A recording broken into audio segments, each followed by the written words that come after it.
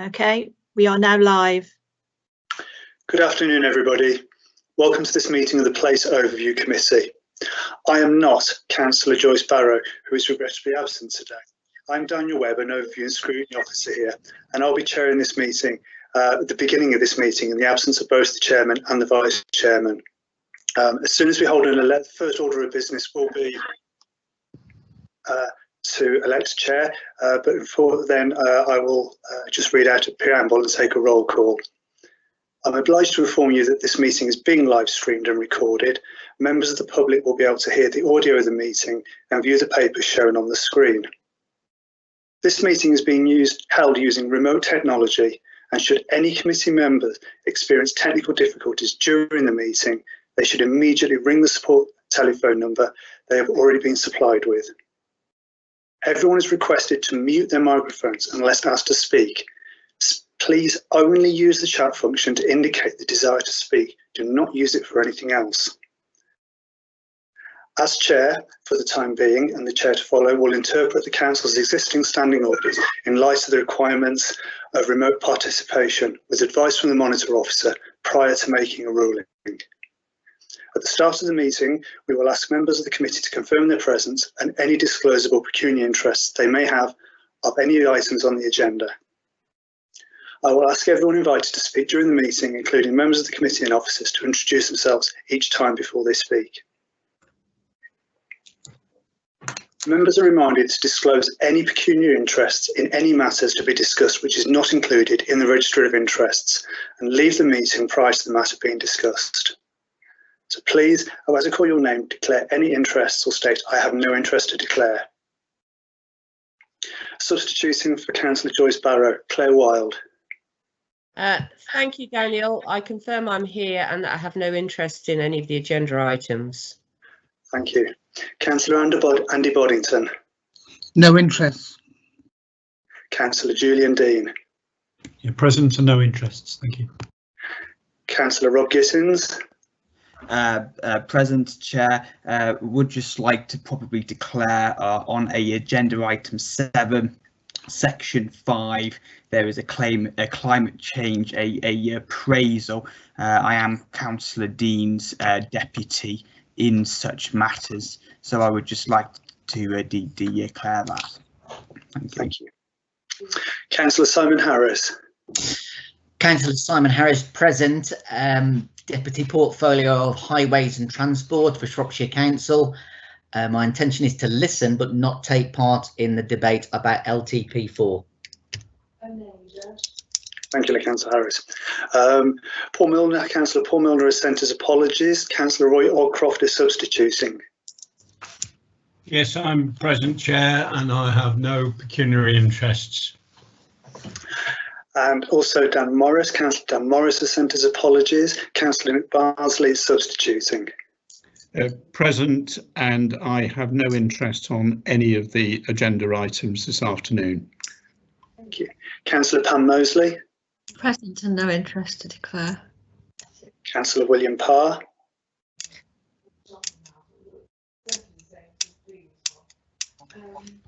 Councillor William Parr. Okay, I'll move on. Councillor Paul Wynne. Present and nothing to declare, no interests. Thank you very much, everyone. Please can I check that the following portfolio holder, officers and guests have been able to join the meeting. Councillor Steve Davenport. Yes, I'm here. Marvellous. And the following officers, Mark Barrow. Yes, I'm here. Steve Smith. Yes, I'm here. Steve Brown. Yes, I'm here. Hayley Owen. Hayley Owen. Moving on, Victoria Merrill. Yes, I'm here. Diane Dorrell was invited to this meeting and has asked Alan Wilson to substitute for her. Alan, are you here?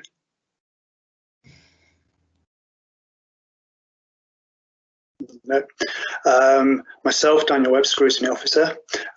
Linda Jevons. Present. I'm here. Do you want to see me? I'm here. Hello. And from Shrewsbury Bridge, Seb Slater. We're just having a few issues getting Seb into the meeting. I think he might need to dial into the meeting, so he should be with us shortly. Okay, no huge rush. Councillor Alan Mosley. Councillor Alan Mosley. And finally, Councillor Peggy Mullock.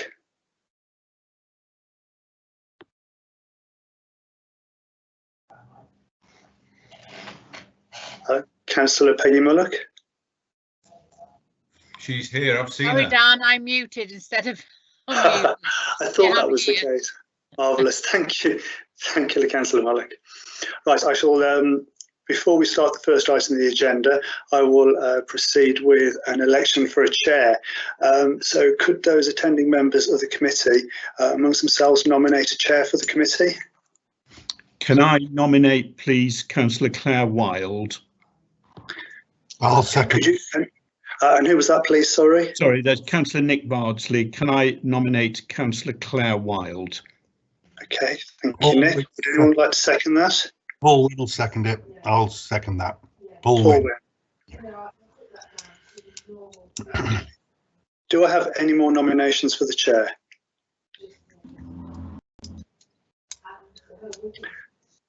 Anyone else? Well, in the absence of any other nomination, I declare Claire Wild to be the chair of the committee. I will now hand over the reins to her. Thank you.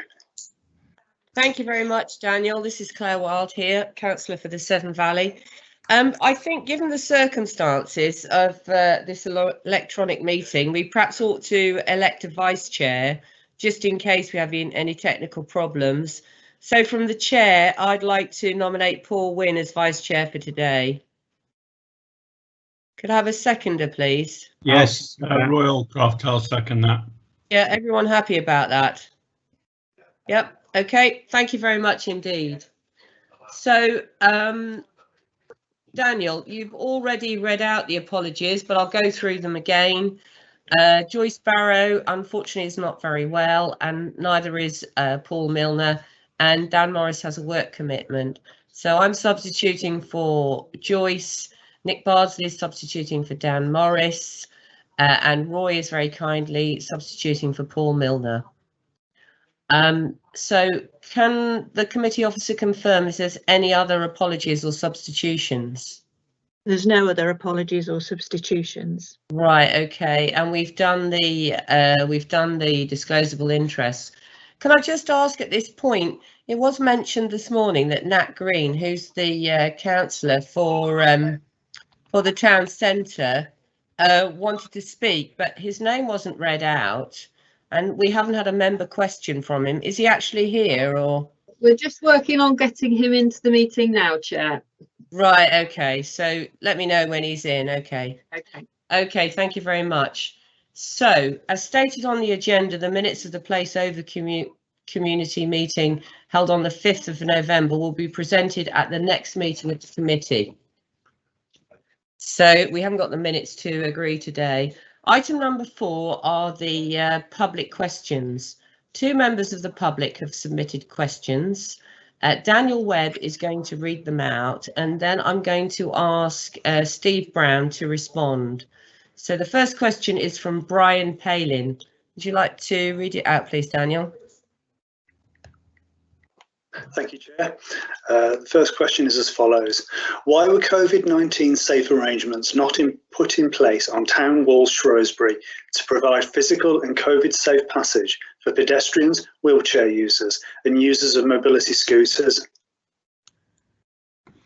The response to that is that when we implemented the social distancing measures in the town centres and the necessary diversions, we undertook and asked for an independent safety assessment, and that has been shared with all relevant parties. But we're more than happy to look at that and look at the existing geography of Town Wall should that need to be the case. Okay. Okay. Can I just confirm that was Steve Brown who was responding, And could you just give your title, please, Steve? Apologies, it was Chair, so it's Steve Brown, Head of Transport and Environment, Shropshire Council. Okay, thank you. And Steve will be answering all of the other following questions. So can we have question 2 now, please, Daniel? Thank you, Chair. Question 2. Does Shropshire Council intend to run the current experimental diversion of traffic in Shrewsbury Town Centre for the full 18-month duration of the traffic order? If it doesn't, when will it end? The answer to that question is we're not sure. We're not sure about what the tier arrangements will be for COVID, and we're not sure where we will be with the COVID pandemic and what the outcome will be. Just to clarify on that, we've put the existing traffic order in for 18 months because legally we can't add to a traffic order, but we can take away and detract from a traffic order. So it's to make sure that legally we're compliant. But the issue is that until we work through and know where we are with COVID and tiers and what the issues will be in the spring, we're not sure. So I can't give a definitive timescale on that. Okay, thank you, Steve. So can we have question number 3, please? Yes, Chair. The proposed low traffic scheme envisages town walls being accessible to cyclists and buses. Has the council taken full account of the implications of the forthcoming changes to the Highway Code, which will introduce a road user hierarchy and make the very narrow part of the town walls route unsuitable as a major artery for buses? We're working through the issues of a low traffic zone and formed a group to take that forward, of which Town Walls residents will be a representative part of that group, and invites for that group have already been sent out prior to this meeting. So that work needs to be done. The detail on that work needs to be worked through, and we will take all relative measures into account in determining our way forward. Okay, thank you. So next question. Thank you, Chair. Why has there been no substantive response to requests for a formal risk assessment and mitigating measures in respect of the hazards to people in listed buildings on the Town Walls St John's Hill diversion route? We think that we have provided information in that an independent safety assessment was commissioned and has been circulated. Mitigation measures have been implemented, which are all the social distancing signs that have been placed out on all the main town centre interchange routes, requesting that drivers divert onto the inner ring road, and we've also consulted with public transport companies and blue light services to ensure that they're aware of the issues and their risk assessments are complete for that area as well, and we've previously communicated this. Okay, thank you, Steve. And can I just confirm at this point that those last 4 questions were asked by Brian Palin. So we now come to the end of his questions, and the next public question, and there's only one of them, is from Robin Goff. So if you'd like to read that out, please, Daniel. Yes, Chair. Is the committee aware that for many residents living in St John's Hill and Town Walls during the COVID High Street closure, life has become hazardous when venturing out on foot? The same risks apply to visitors away from the shopping streets, as buses and other large vehicles have been forced onto ancient and narrow streets which have pavements that are far too narrow to offer safe passage or any chance of social distancing. In St John's Hill, there have been many near misses, including one occasion when an 8-year-old schoolboy was nearly run over on the pavement. Furthermore, there has been a collision between a bus and a St John Hill's resident's car, and the incident took place while a bus was squeezing through a corner in the street which is far too narrow. The car in question was legally parked offloading into the house. Can you please confirm that from now on residents will be properly consulted as a key stakeholder so that important safety issues will not only be addressed in the High Street but also St John's Hill? Yes, I can confirm that, and invites have gone out, and we have had previous discussions and dialogue on that issue, and referring back to the previous question regarding the safety assessments that were commissioned.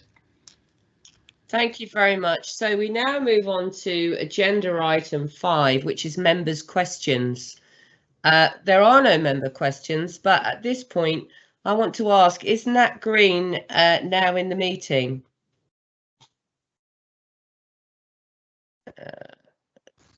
Are you in the meeting, Nat?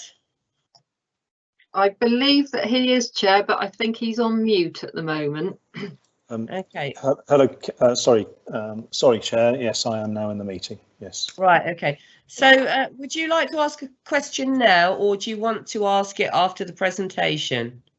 I think I'll wait until after the presentation. Thank you, Chair. Okay, thank you.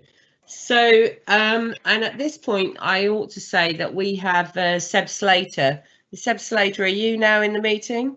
Yes, Chair, present. Yeah, he's the executive director of the bid in Shrewsbury.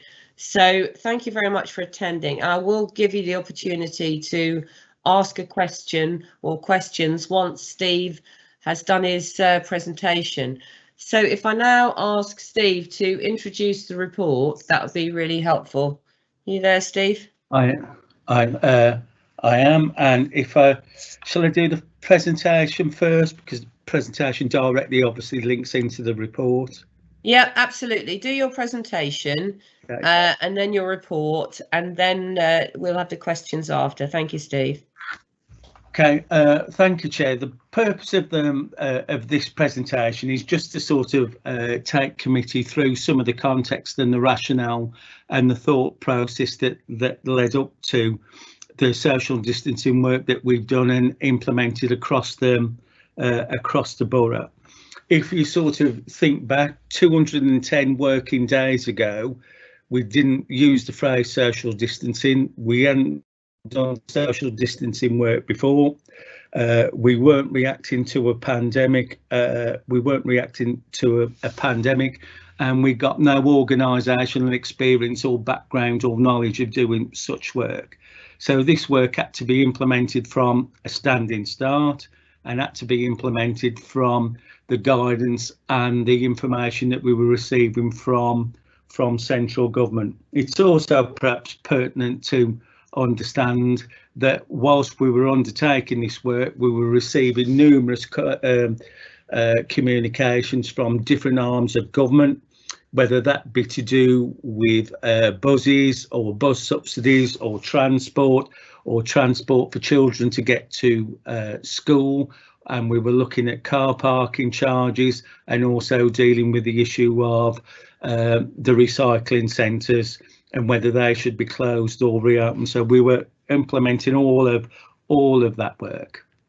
And I think it's also, pertinent for the committee to also bear in mind and to consider that, what was the issue that we were trying to solve at the time and what was the purpose and underpinning rationale for this work. It was to protect the high streets. It was for our main town centres to be open safely, and it was to encourage people to come back into our town centres and have confidence in that. And essentially the work is a psychological comfort blanket of allowing people to come back to the town centres and feel safe and support our town centres. I suppose the more sort of enlightened members of the committee will note that from the work that we've done and all of the work that we've done with economic growth in order to deliver this agenda and all the survey works that we've done, that the committee here isn't sitting looking at a deluge of complaints from the Chamber of Commerce, from our partners in the bids and from our independent retailer associations as well. And perhaps that should be noted. The council has an economic growth strategy, and without supporting and protecting our high streets, that strategy would have been at risk. So I go back to what was the problem that we were trying to resolve, and that was to return people back to our high streets. You will see that on the presentation there's a graph on there showing the absolute decline in footfall and car parking attendance, and now that the sudden drop off there and the issue that we were dealing with at speed and at pace for that to happen. The next slide sort of takes you through the instigation of all of this, which is letters from the Department of Transport, and also we're receiving letters from the city and local government unit, and also from the reopening of the High Street Fund in order to start this, and looking at the sort of the national COVID emergency. So these letters were being received, they had to be assessed, they had to be considered, advice had to be sought, and then it had to be turned into an operational reality on them on the ground, and that was the work that we were doing. On the next slide, you will see that we sort of followed the central government when we were notified of the bounce back and build confidence in people, and to note that the funding that we received from central government was entitled Reopening High Street Safety Fund. So these issues came forward. We received £282,194 to support that, and we made sure that internally within Shropshire Council, you know, relevant senior managers and senior leaders were briefed. The High Streets Task Force that we work with sort of closely, and our partners in the bids too as well. You know, we looked at those issues, which was adapted markets, inclusive social distancing, identifying hotspots, communications with businesses, and taking all of that forward. Next slide. So you'll see these are from the High Street Task Force, and a current slide as of November this year, and you will see that, you know, some of the graphics and the metrics on there, which is about confidence in the high streets and what a shopper's concerned about, and that's about safety, and that's about social distancing, perhaps more so than car parking charges. In the committee will know we've done a lot of work with car parking charges, you know, in support of this, but you know, there's an evidential basis there from a national body supporting this agenda. You know, and that's the work that we followed about safety is a bigger concern than price at Christmas. And that graph there, you know, really does help to sort of, you know, understand the rationale and the work underpinning this, and is key really to this going forward. Next slide. So we sort of put the principles together, which was about supporting market towns through the creation of safe spaces, walking and cycling routes where possible, pedestrianisation, free car parking, reallocation of bus stops, and use of car parks for social distancing and trading. And we did that, and examples in Church Stretton. We did that in partnership with our colleagues in public protection for the pavement licences and all that goes, and colleagues in public health that is alluded to in the report. And I suppose the key point that we're making from that work is there is no point in highways coming along and pedestrianising an high street by closing it to traffic, and then that work not being done in unison and symbiotic with public protection being able to advise on the pavement licences and allow further trading, and make sure all of that work is coordinated, and that all of the conditions for the pavement licences for the businesses are contingent upon the social distancing measures being put in. And all of that background work was done, and we worked hand in glove with our public protection, economic growth colleagues to make sure that that was done. We tried to prioritise active travel, so wider footpaths.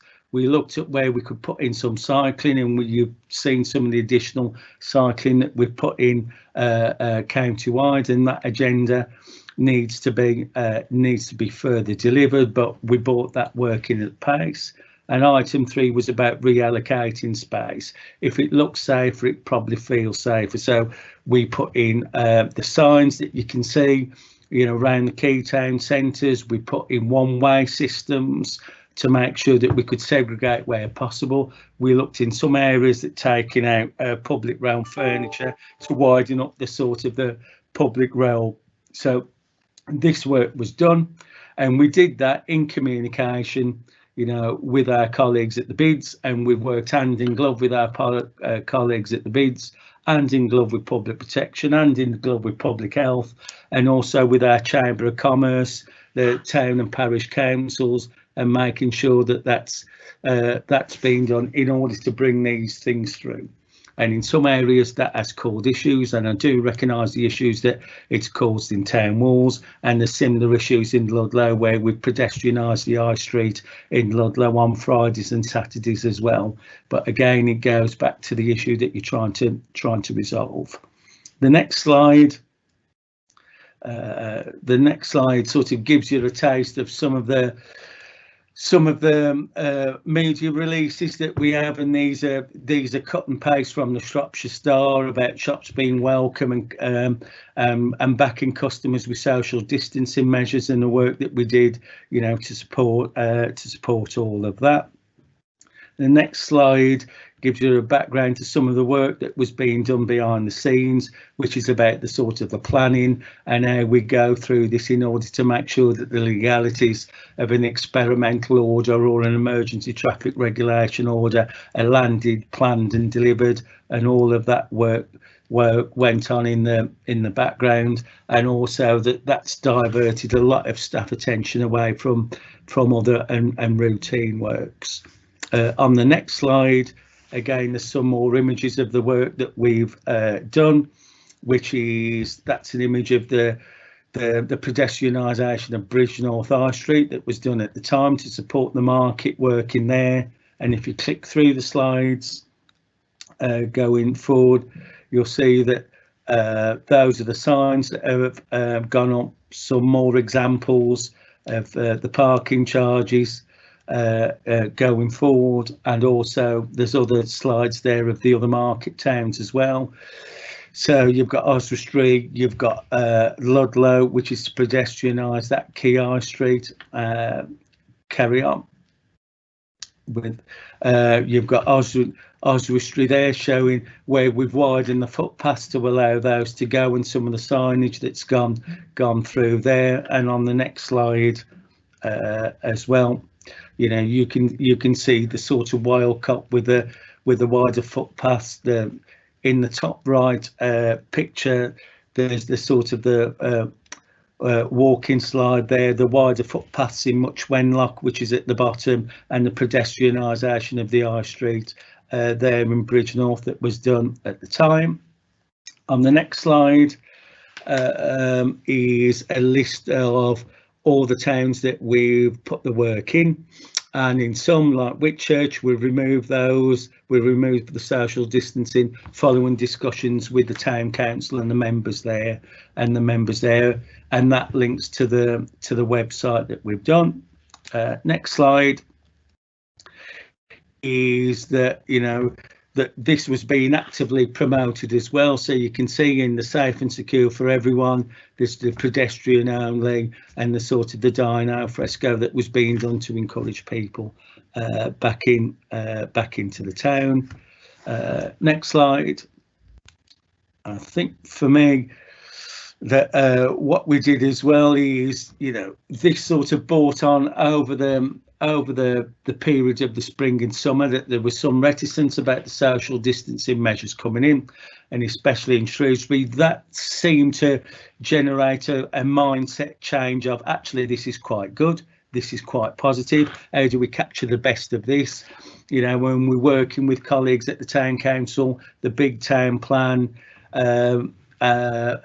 Shrewsbury bid on the sort of the movement and review strategy for Shrewsbury about how we take that forward and what we do. And these are the meetings that we've set out that I've already confirmed that residents of town walls and their representatives will be invited to. And also we've briefed Shrewsbury members and members of Shrewsbury Town Council on the work in order to take this forward. So that will change things as we go forward. Next slide is really, you know, what did we learn from some of the social distancing measures and the work that we've done? For me, where we worked with a bid, you know, it was more straightforward. We had lots of data and intelligence to support our view. There was direct access into the sort of the business community and the shop owners. Communications were improved, and we sort of had a unified approach, and it really made some of the work there, you know, easier and better planned and a better quality of outcome that we delivered. In some towns it was a little bit more fragmented, where we couldn't get a consensus, and perhaps that's something you know, that we can build on. The town centre recovery group, which was highways and transport, public protection, public health, economic growth, worked really well, and where we combined on bringing forward the measures, where we combined on, you know, marketing and promotion, where we combined on pavement permits, where we combined on making sure that was backed up with grants going out and rates relief and all the support, you know, we could provide that effectively as a one-stop shop, and that really worked well. Placed a lot of demand on our staff, a lot of new ways of working, a lot of reacting quickly, and I think that needs to be recognised. In some of our other core work, you know, will need to be pulled back in the time. And the other issue for me is within the formal report, you'll see lots of slides in there that have come from the bid and we've shared with the bid, to do with footfall and to do with usage in the town centre. And the issue is we've only really got those slides for Shrewsbury because we've got that infrastructure in there that we can see that data and we can understand that. And we do need to move forward that we've got that available data in some of our other market towns. And I know the Oswestry bid is bringing that forward, but we do need to look at that, and we do need that evidential base going forward for making decisions or reacting quickly. And that is a lesson to be you learn from that.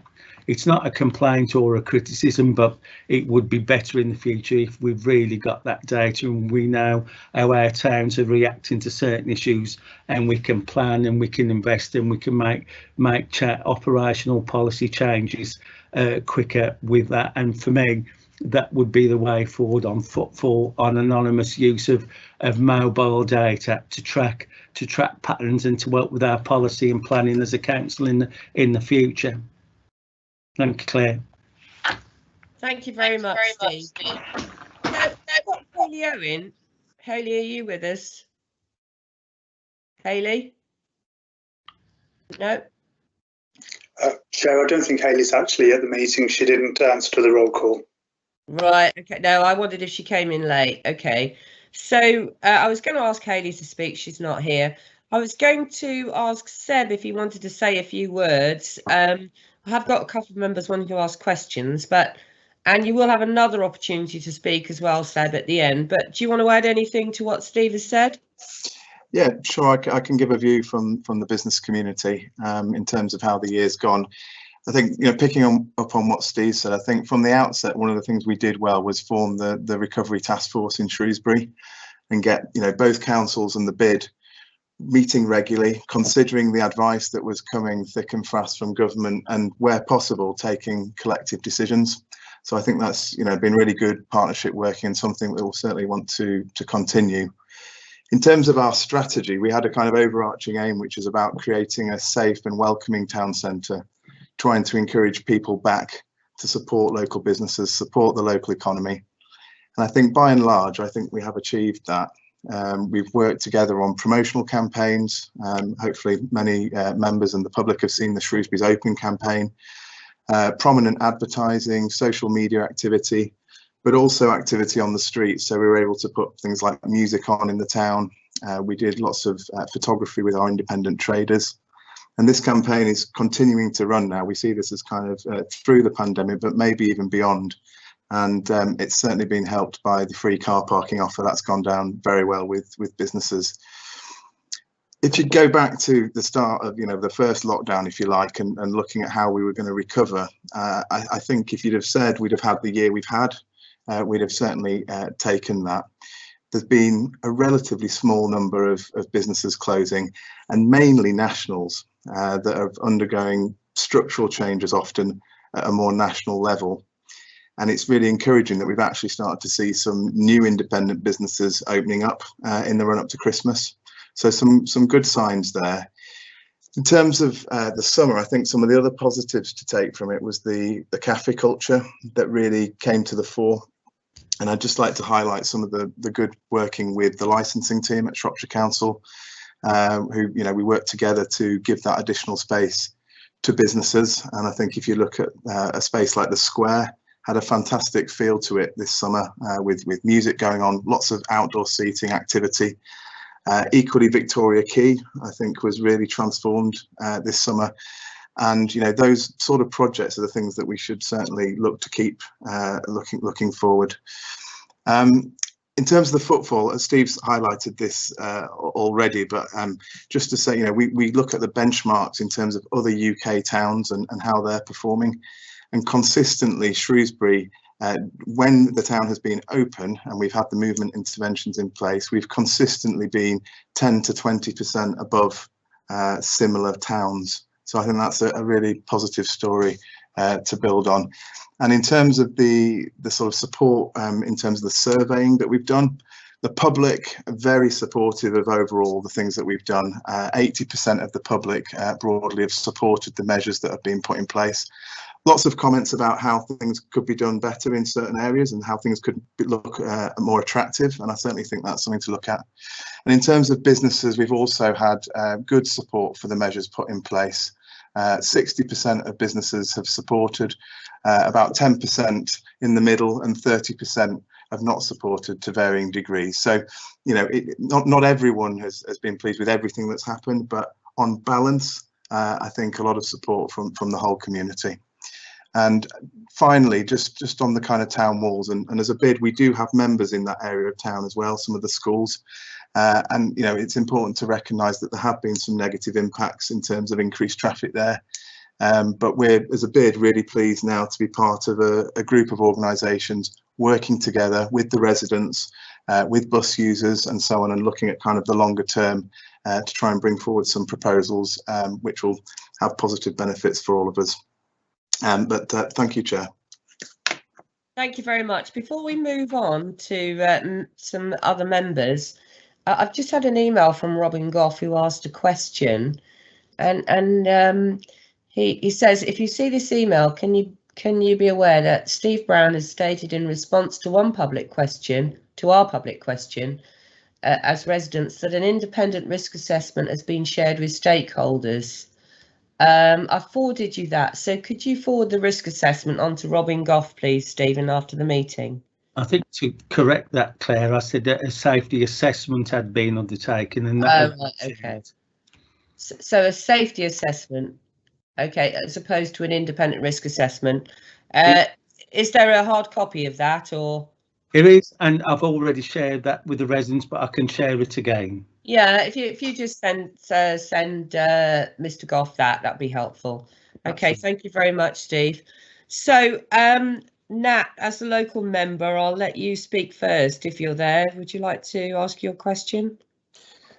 Thank you, Chair. Yes, Councillor Nat Green, Quarry and Coton Hill Division. Yes, it's while there's we shouldn't gainsay what has taken place in the town, and there are very good reasons why it's happened. There is no doubt that the residents of the town walls and St John's Hill have, and the fabric of the town there has borne the brunt of the changes, and they have to say that the residents have borne this with fortitude. But they do need to have some sort of sense of direction of where this is going, and I am mindful of the fact that both Seb and also Steve Brown have also alluded to the fact that there have been meetings and that there will be meetings in the future, but and we know that those meetings are intended to move forward so that we can go into, we can look towards having more radical solutions for the centre of the town. But the thrust of the question is when are these meetings going to take place, and can we have a schedule of them? And can we have some concrete proposals that for the low traffic neighbourhood that is being proposed, so that we know what it is, so that residents will know what it is that they are making these sacrifices for. Thank you. Thank you very much indeed, Nat. Steve, do you want to briefly answer that? I've got Nick Bardsley and Julian Dean who want to ask questions as well. Yeah, I will answer that. We've sent, the invites have already been circulated for that meeting, and we've asked David Parry, who's chair of the Big Town Plan Board, to chair those meetings. So those invites are out, and we're working with a consultancy company on bringing forward sort of proposals for the low traffic neighbourhood, and designs for those to be talked about and looked at. So we've got that in hand. We're working closely with Seb on that, and we're bringing that forward. So those arrangements are already in place, and those designs will be with us for meaningful discussion. Okay, thank you very much indeed, Steve. So Nick Bardsley's first. Would you like to ask your questions, Nick? Yeah, thank you, Chair.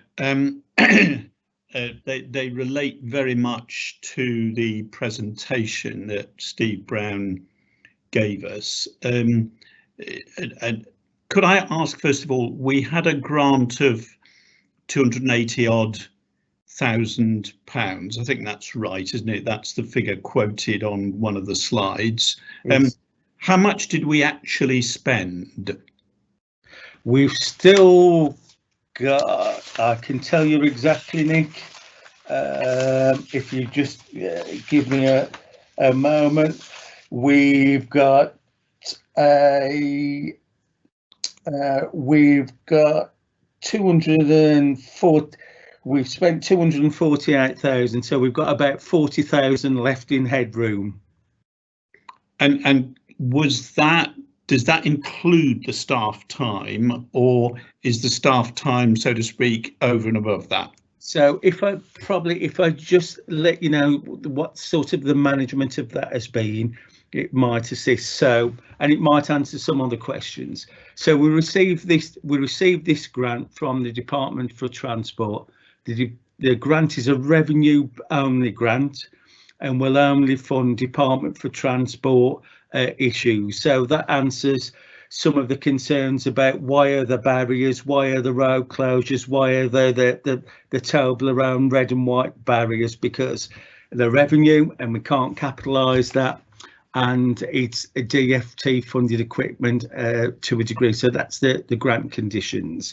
We have put the bidding to the Department for Transport, so we're spending the council's money, it's defrayed expenditure, and we're claiming that back, and we're confident.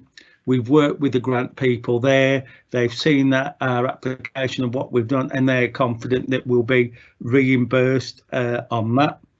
And I think also to flag that we've had discussions with corporate finance, and that especially now where that budget is coming under pressure because of things like school streets, and where we've done the work at Coleham Primary School and the work at Bridge North Primary School because of issues to do with social distancing outside schools, that we will find the revenue funding for that work, because it essentially is an health and safety issue. So we've got about £40,000 or so left of the government's money, and then we'll be back to zero when we're reimbursed, and then the work will have to carry on as long as, you know, we have to respond to the virus, and that's the unknown.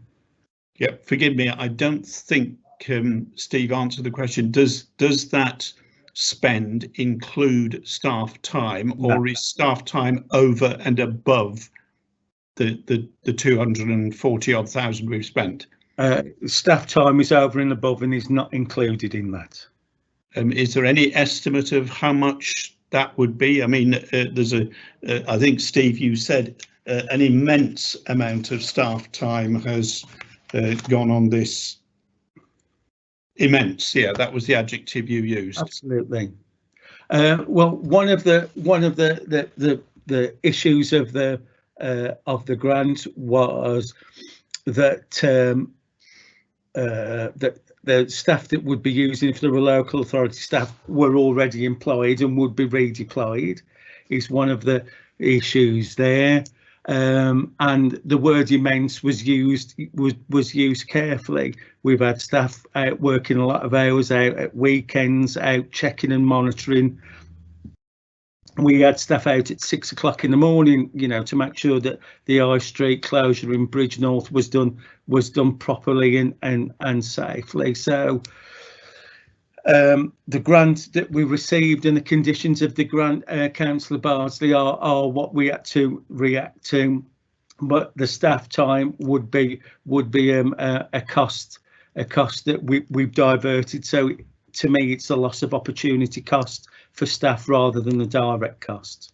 No, I'm not suggesting it's a direct cost at all. I just wanted to get a feel for what it's costing us. And I think, Steve, you also said that some routine work, and as a representative of one of the rural areas outside any of our market towns, I think some of us are only too conscious of the fact that some of the routine work has been put on one side.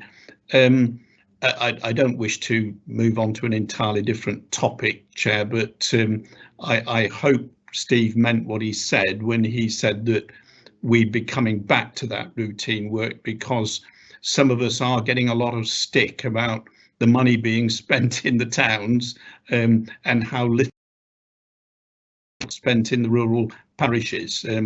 I don't know whether Steve's able to comment on that. I think for me, Councillor Bardsley, that the scope of this report is social distancing in the towns, and we've reacted to that. And I would say this one now, but I think we've reacted to that well. But it is also true to say that we've diverted staff, and you know that hasn't been hidden, or we haven't been evasive of that, and some work will have to be caught up on. And I would imagine, or I would be certain, that that is the same across the council for colleagues in planning and public protection and licensing. It is, you know, it is a consequence of the change in everything and the emphasis and the reaction to the COVID that we've done. Yeah, I'm not, Chair, suggesting any sort of criticism. I'm just trying to get a feel for it. But what? Forgive me, a couple more specific questions. The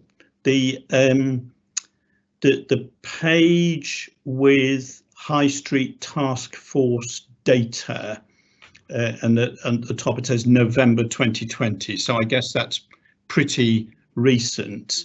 I don't quite understand the two different bar charts, one of which says that 61% of participants were concerned about safety, and then the other one says 29% of shoppers regarded safety as the #1 priority. Those numbers appear to conflict. Oh, misunderstood. No, one's to do with the sort of, you know, what's more important? Is it car parking charges? Is it other issues as well? So I can have another look through those and provide a more fuller explanation later. But that is, you know, the key data that we only just recently received. Right. And then I don't suppose Steve would necessarily know, but in an awful lot of the photographs, there's practically no human being visible. Now, were the photographs taken, you know, 6 o'clock on a Sunday morning, or it is slightly odd that you know, so many of the, I mean, you know, there's one or two exceptions, but an awful lot of the photographs, there's very, very few actual people there. And that kind of leads me on to my final question, if I may, Chair. Has somebody done a survey? the graphs that we started with are pretty out of date, aren't they? 6 or 7 months out of date. They appear to relate to statistics early May. I'm wondering what the footfall is now, and I'm wondering what, well, I guess the off-street car park usage will have gone up because it's free. But if we just look at the footfall, have we got figures for footfall in November, say? Can I stop you there a minute, Nick? I think the bid have cameras up in town, so I think probably Steve's the wrong person to ask about that. Seb might be the one to come back on that. And I suspect part of the issue with the photographs is GDPR and the difficulties with getting people's permissions. So, are you still there, Seb? I am, yes, and I've got some latest footfall. I imagine you've got some pretty up-to-date footfall figures, have you? I have. I've got last week's footfall, which was partially locked down and then partially reopened. And Shrewsbury footfall was minus 35% on the previous year, and that's versus a UK multifunctional town. So that's towns that are similar to Shrewsbury of minus 49%. So a 14% better performance from Shrewsbury, feel like that was last week. During the lockdown period, interestingly, actually, we were performing slightly less better than UK places. But then if you go back to the summer, 14%, 14%, 11%, 11%, 10%. So in that region that I mentioned earlier, we were performing above UK levels during the summer. Okay, so thank you, Chair. That's very helpful indeed. A final comment, and apologies, I'll give way to other people. I'm sure many questions. The restriction in the width of the carriageway coming up the hill from the station towards Pride Hill. I'm sure I'm not the only one that walks up and down there fairly frequently. And the traffic is moving very, very much more slowly, I think. I mean, that's just my perception. I'm not a traffic engineer, of course, and I'm not there every day of the week. And quite often, vehicles are at a standstill with their engines running rather than moving fairly smoothly up that bank, which, of course, they did until the barriers were put in place. I'm a bit concerned. I mean, people have complained about air pollution in the town centre. By having vehicles queuing and, as I say, with their engines running inevitably, isn't that a bit of a downside? And you'd need an awful lot of pedestrians and cyclists to make up for the vehicles moving so much more slowly. I mean, that's just a comment, but I'd be interested in the professional view of that. I think the response to that, Councillor Bardsley, was, you know, I would tend to agree. I would go back to the point that I made at the beginning, which is what is the problem that you're trying to solve, and this is about returning people to our high streets. The problem that we will be trying to solve now going forward is how do we improve transport and movement in Shrewsbury and the low traffic neighbourhoods, and how we bring that forward, and how we design and engineer that, and how we make sure that we keep the best of the social distancing for the high street. And that will be the work that will bring and knit all of that together, and that will fit into, I use the phrase, an ecosystem. That ecosystem will be then park and ride of the project that Cabinet approved that James Willicks is leading on. That will sort of come into the fore. The work on that is being done through the Big Town Plan partnership that we're involved in, that will come to the fore. Northwest Relief Road, that will come to the fore as well when those connections are made. So there is more work to be done. All of that work has to be galvanised and brought forward, and that ecosystem has to be created. But you're right, Nick, the problem that we've solved is perhaps the social distancing, and then more work now needs to be done to make that better, to make that cleverer and smarter, and all of the other individual projects that we're moving forward on then all need to sort of coalesce around that, and the plan is for that to be done is exactly so. Thank you, Chair. I will shut up. Okay, thank you, Nick. Thank you, Steve. Right, so I've got Julian Dean next for some comments and some questions. Thank you very much. I think it's probably just important for us all just to start by saying, you know, it's been a really hard year for a lot of people and a really frightening year. And I pay tribute to the staff who've worked on this. And you know, I've been in touch with a couple of the people specifically over a scheme in my patch, and they've been really, really helpful. And although it hasn't always been possible for things to happen as quickly as you might wish, I completely understand that. And I've also getting the impression that some members of staff have really struggled and have ended up having to take off periods of time just because of the stress and the amount of work involved. So I do pay tribute to that. And I suppose out of that there is a question just about you know, be interested, Steve, in your comment on capacity, whether we could have done more, whether we had the capacity to cope, and whether you think we may have put some staff under unreasonable strain. So that's the first question. On the more positive, and it relates to what Zeb said, I think the responses that we've had from businesses, from visitors and from residents, bearing in mind that the issues around town walls, and I'm talking about Shrewsbury specifically now, is really heartening. And it's all in line, isn't it, with national research on the effects of pedestrianisation and introducing more active travel, to which actually brings places to life. So it's great, you know, although it's under you know, terrible circumstances, it's great that we've now got that evidence and that we're building on that. And we had a really positive meeting, as Steve alluded to, with councillors in town, looking at taking some of that forward. And all that stuff around the licensing and the sort of cafe culture was very, very welcomed, I think, by people in Shrewsbury, and clearly that's paid off in terms of the numbers. So that's really exciting that we're taking things forward in those ways.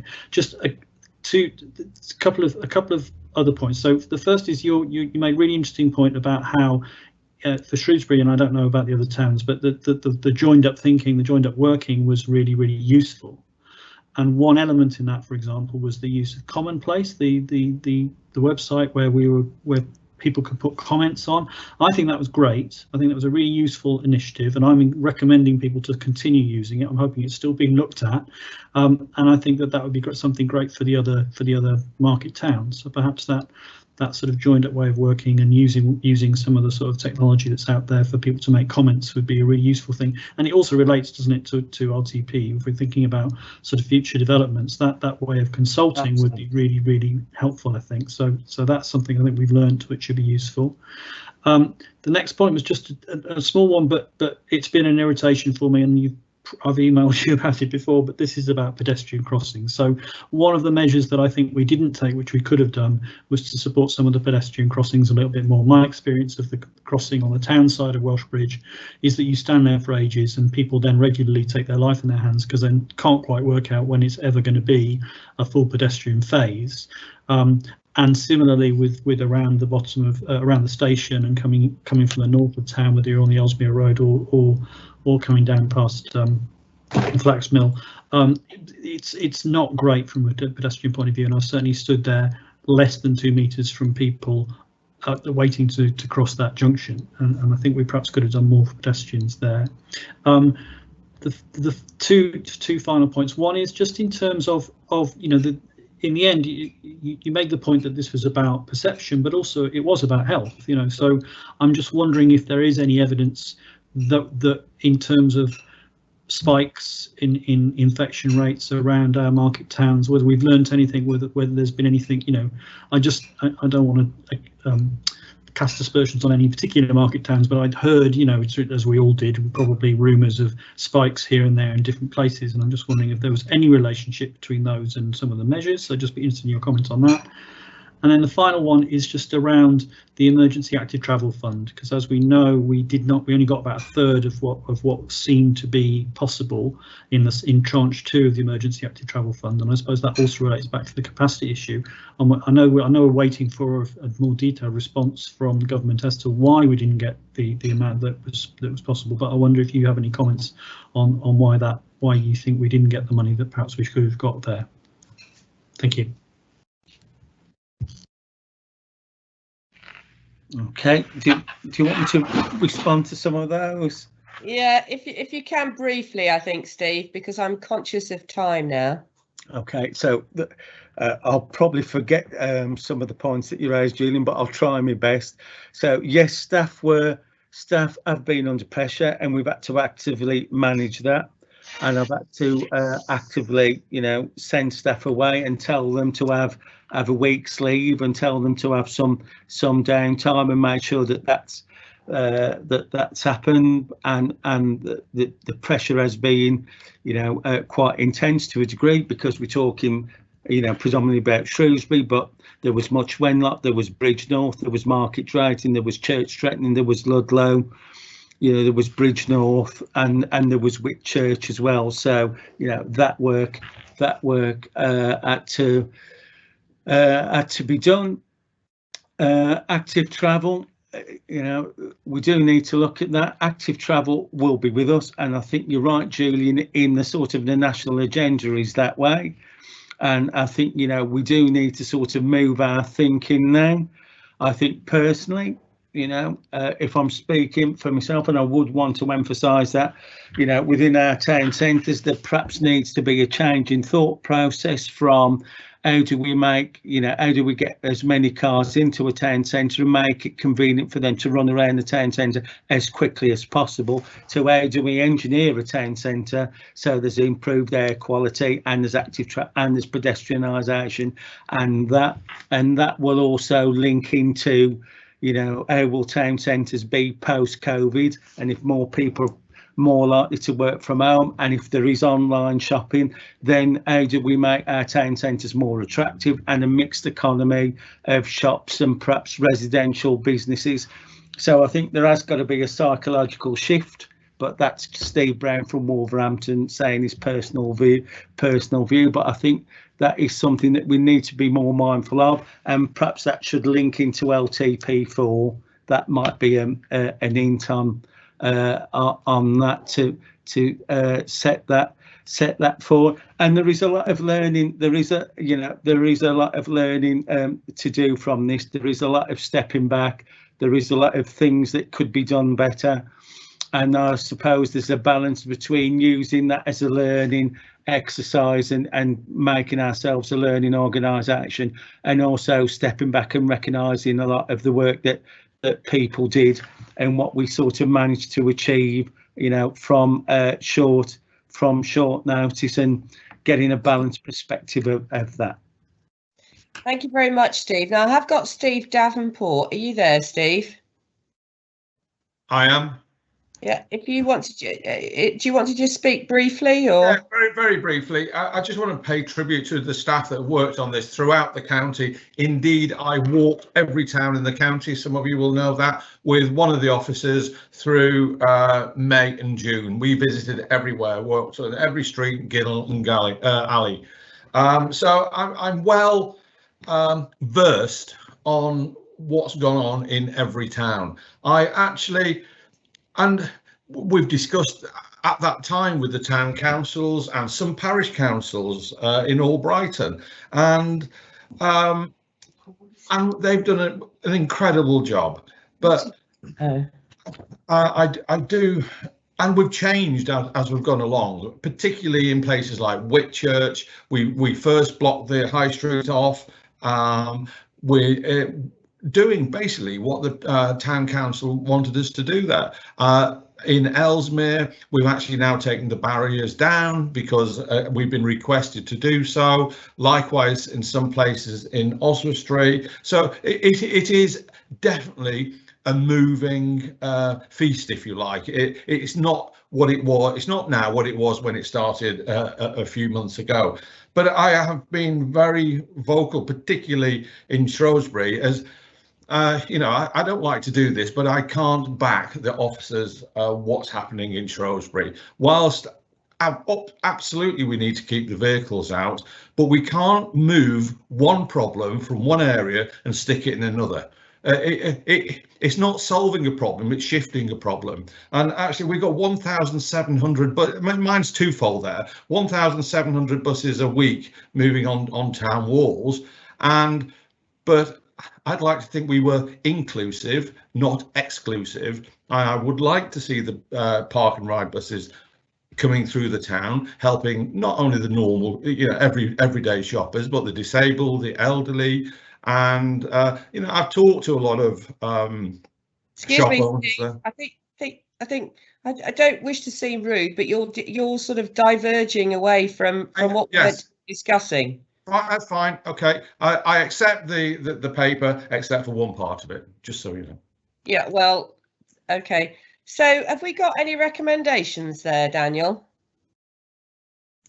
Just one moment, Chair. I think, let me just pull up the report again.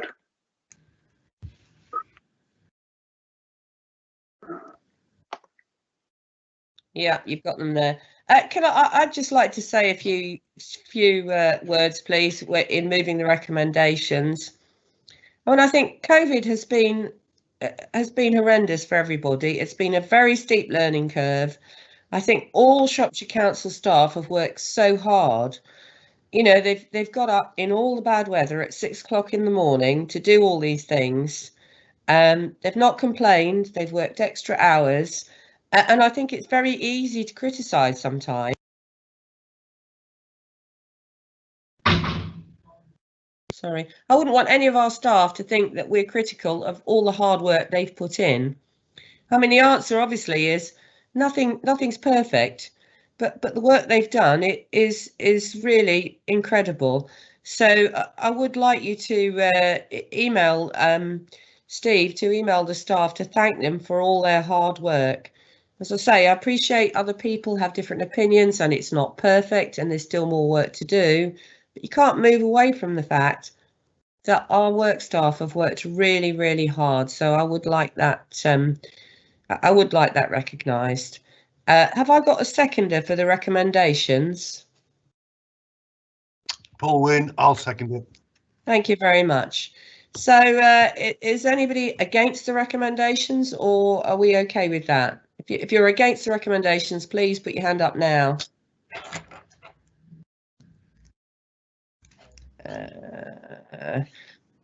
Julian, you've said something here, but I don't think that's to do with the recommendations, is it? No, but I just think that Councillor Davenport's point, it just requires a very brief response. The members in town and Steve Brown are all in common. Are all in agreement on this. Nobody is suggesting there shouldn't be buses in town, just to make that point, and that looking at the future, actually, you know, that one of the solutions of the town walls is precisely that there is a revision to thinking for buses, you know, once we get through this. So I just wanted to respond in that way. Okay, well, there shouldn't be buses in town. Thank you for that. It's not actually what we're debating, but anyway, it's noted. So thank you very much. So the recommendations are carried because nobody has said that they're not in agreement with them. Thank you very much. We're now going to move on. Oh, before I move on, is Seb Slater still here? Yeah, I'm still here. Yeah, I just want to also perhaps note and email Seb from the whole of the committee to thank him, because I think there's been a lot of really great partnership working going on. And actually the work that he does complements what Shropshire Council do and vice versa. So thank you very much indeed. And thank you very much for coming along today. I really appreciate it. Thank you, Chair. Okay, thank you. Right, so we are moving on now to agenda item 7, which is the local transport plan for LTP4. And could I ask Simon Harris to withdraw from the meeting, I think, because he probably has a prejudicial interest here. Is that all right before we start? Okay. All right, Steve. If I ask Steve Brown, Head of Transport, to introduce the report. Okay, thank you, Councillor Wild. The purpose of this report is to set out our intent and approach for delivering a local transport plan LTP4 for Shropshire Council. So the report is very much a route map of what we intend to do, the key milestones that we intend to achieve, and the route that we'll follow to deliver this key strategic document for the council. It is a strategic document and it will be akin to in status to the plan, and it will be akin in status to the economic growth strategy, and in time, in due course, will have to be sort of approved by cabinet and full council. And I'll just pick some of the key items out of the report. We know that transport, you know, is a key role to play.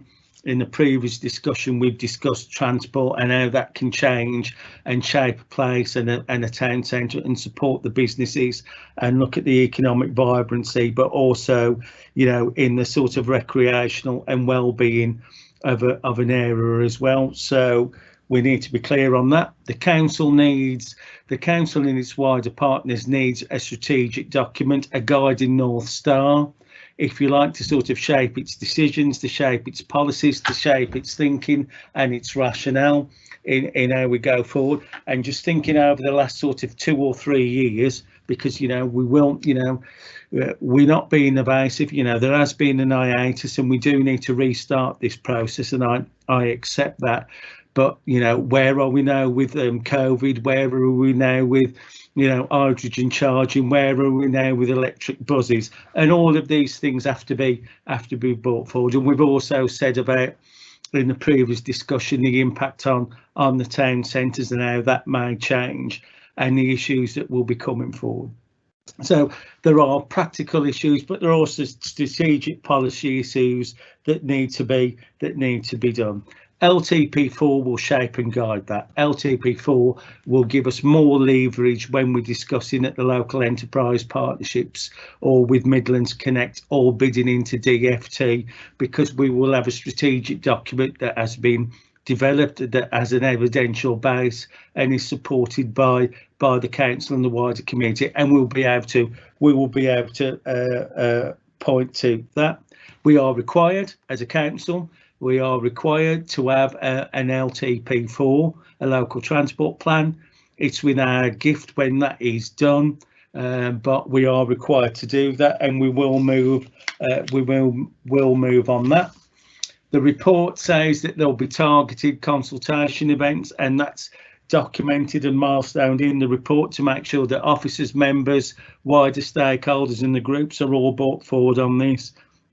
But it's also perhaps key to note that this will be strategic and this will be an high-level document, and also that other sort of work in supporting LTP4 will come forward. So we will have to move on an active travel strategy and have this in place and prepared, you know, before LTP, because that's what we will need to do, and I'm sure of that. So we'll bring this. So in effect, the active travel strategy will be a chapter in the book of the local transport plan, and that's how we will do that. You know, and key to this really is managing sort of expectations of what this can be. One of the key things that I do want to make clear to the committee is that the LTP strategy that we'll be developing will be high-level strategies, and it will be high-level, you know, it'll be that high-level thinking. It won't be, you know, a great big tome of detailed strategies on every issue to do with transport and place for the council, but it will give us a direction, and it will move things like that. It will move things through. We've said in the report about how we intend to sort of go forward and do our engagement. and do the evidence of this and make sure that the work that we've got is justified and robust. We've said that within the report we'd like to come back to scrutiny when we're about 40 to 50% of the way through and share the work and what we've done to date and see what you think and get that test bed. And then the process for this then will be that we will then go to Cabinet with we will come to scrutiny with a finalised document to take that through. That finalised document will go to Cabinet as a draft strategy. We would seek then Cabinet approval to consult on that as a wider strategy. We would do that, and then we would come back then to full council to say we wish this to be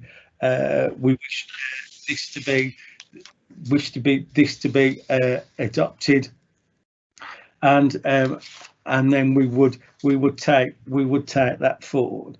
So the report is very much a route map. The report is very much our sort of will and intent to bring this forward, bring forward a local transport plan that will give us leverage, will support us with external funding, will support our external partners, but also give us more of a guiding light as a council on the issues to do. And there are strategic issues, you know, to do with cross-border working, to do with rail, to do with transport, and there are practical issues. So to give you a real, you know, genuine practical issue, we can push for electric transport, and we're doing a lot of work already to do with electric charging points. We can push for electric buses, and an electric bus will probably weigh 1 to 2 tons heavier because of the batteries. What does that mean then for strengthening our bridges and some of our roads and changing the policies and plans on that? So as a practical example, there will, you know, we do need to prepare. So really, the report is as laid out. We intend to sort of work on this. We've got officers and the team in place that's already undertaking some of the work, and within page 9 of the report we've already identified where we've completed some of this work. The funding is allocated to deliver this project, and it will proceed, and we just wanted to socialise this with scrutiny and give a commitment that we'll come back when we've started some of the work to sort of test bed that and share and shape that. And in the meantime, as members in your sort of parishes and communities will be involved in the consultations going forward, the report sort of sets out that approach and the position that we wish to take.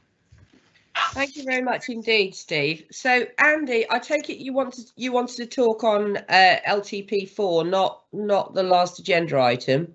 That's correct, Chair. Yeah, carry on. Thank you. I mean, I welcome this. It's time we got on with it. We need it. And we have a different way of thinking about transport that we had when the last LTP was put in place. So this is very timely. In Ludlow, we're going to work in parallel. We'd already got plans in place to develop a Ludlow sustainable transport strategy. We're rather fed up with trying to patch up one bit of Ludlow. When we do that, the next bit falls down. In our complex town, it's very difficult. So we're going to develop a needs-driven approach, not a vehicle-driven approach, which is very much like the philosophy behind LTP4.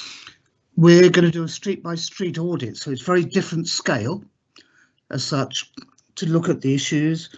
Of course, we're going to promote active travel and public transport. They'll be at the fore, as will low carbon. And we'll work closely with Steve and his colleagues throughout and on roughly the same timetable. Thank you. Thank you very much indeed, Andy. So I've got Julian. Thank you. Yes, I welcome the approach as well, and I welcome the sort of the pulling out of the tight focus on modes, if you like, and thinking about needs.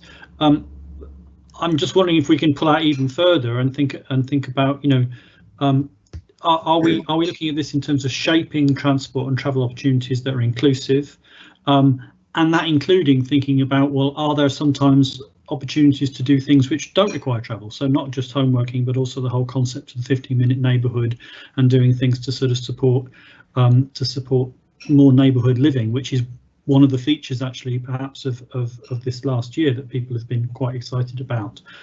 So that's one thing. The other thing is within the report, and I note your point about active travel strategy. So I'm assuming that's an LC whip or something akin to that, which would come quicker than LTP4. So I get that. So that's very welcome. Within the report, you talk about greater chance of success in competitive external funding opportunities, and we know that's a big part of the story. And there's I suppose it feels to me like there's lots of opportunities for demonstrator schemes or pilot schemes around, for example, demand responsive transport or promoting car clubs or things like that. I'm just wondering if that can, where that sits, and if the capacity, if you like, is there in order for us to make the most of that. And that's sort of, I suppose that goes back to the point about not getting all the money that perhaps we could have got with the emergency active travel. Are we in a position to be able to do that as well as developing this transport strategy? Thanks. I think in answer to some of that, there perhaps is a bit of a difference, Councillor Dean, a bit of a nuance there. So for me, there's an LC WIP, which is the local cycling and walking implementation plan, which I think needs to be done, and I think as a council we need to do that, and I fully agree with that. I think on top of that, for me as a council, again, Steve Brown from Wolverhampton, there should be an active travel strategy, and that active travel strategy should be about active travel, cycling, walking. It should be about public health. What's the public health agenda on this? It should be about what's leisure and culture's view on this. It should be about what our planning policies are in about encouraging active travel, and how that is. So there's that wider strategic overlay of what it is, rather than just that. So yes, a walking and cycling plan, but yes, an active travel strategy that looks at environmental health, public health, leisure and culture, and planning, and to bring that thought forward. So I've got a sort of a messy picture in my brain, and I just need to sort of bring that to the fore. And I would have preferred to have said that a bit more eloquently, if I'm being honest. No, that was really helpful, actually. And your thoughts about all these various funds that we need to be bidding into? Well, I think that in a sort of in a mercenary role, there's the focus should be on getting LTP4 in place. Because yes, we should always bid, and we've got a requirement to bid, and we will continue to bid. But once you've got your LTP4 in place and that evidential basis, and it's been consulted, and there's a policy, and there's a paragraph that says, we need that intervention in this part of the county because it says so there, and this is all the evidential work that supports that.